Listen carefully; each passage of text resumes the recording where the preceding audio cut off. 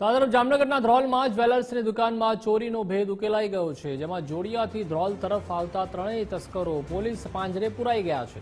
ધ્રોલ નગરપાલિકા કચેરી સામે જ્વેલર્સની દુકાનમાં ચોરી થઈ હતી. દુકાનની પાછળ બાકોડ ઉપાડીને તસ્કરોએ ચોરીને અંજામ આપ્યો હતો, જેમાં રૂપિયા 17 લાખથી વધુની કિંમતના દાગીનાની ચોરી થઈ હતી. તેની ફરિયાદ બાદ કાર્યવાહી પણ કરવામાં આવી, જેમને જામનગર એલસીબીએ બાતમીના આધારે ત્રણ ઇસમોને ઝડપી પાડ્યા હતા. આરોપીઓ પાસેથી પોલીસે 26.96 લાખનો મુદ્દામાલ પણ જપ્ત કર્યો છે.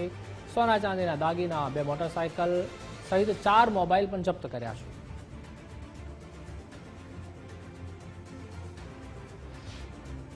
ત્રણ દિવસની મહેનત પછી હ્યુમન અને ટેકનિકલ ઇનપુટ્સના આધારે એલસીબીની ટીમને બાતમી મળી હતી કે આ અજાણ્યા ઈસમો જે છે એ મોટરસાયકલ પર ચોરીનો મુદ્દામાલ લઈ જોડિયાથી ધ્રોલ તરફ આવી રહેલ છે.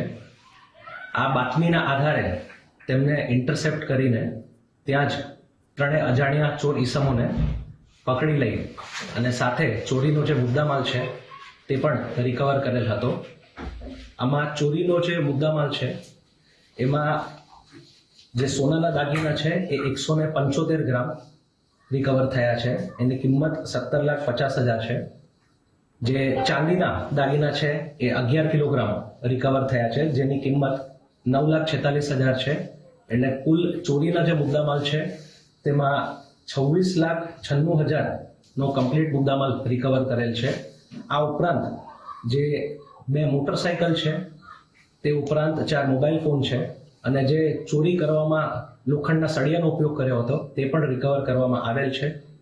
આ ત્રણ જે અજાણ્યા ઈસમો છે એમના નામ છે હિંમતભાઈ પાંગડાભાઈ મહેડા, બીજા શૈલેષભાઈ નવલસિંહ મહેડા અને ત્રીજા ટીનુભાઈ પાંગડાભાઈ મહેડા. મૂળ તેઓ દાહોદના નિવાસી છે. તો તેઓની અટક કરેલ છે અને મુદ્દામાલ પણ રિકવર કરેલ છે.